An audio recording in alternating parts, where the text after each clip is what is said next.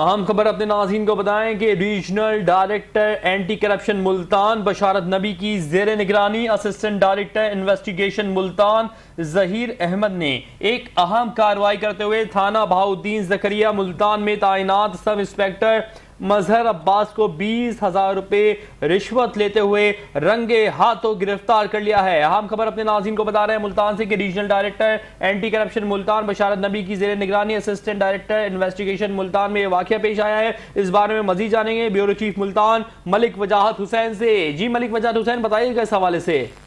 جی، Multan regional director anti corruption Multan Basharat Nabi کی زیر نگرانی assistant director investigation Multan Zaheer Ahmed نے ایک اہم کارروائی کرتے ہوئے تھانہ بہاؤالدین زکریا ملتان میں تعینات سب انسپکٹر مظہر عباس کو 20,000 روپے رشوت لیتے ہوئے رنگے ہاتھوں گرفتار کر لیا۔ کارروائی کے دوران رشوت کی رقم بھی موقع سے برآمد کر لی گئی ہے۔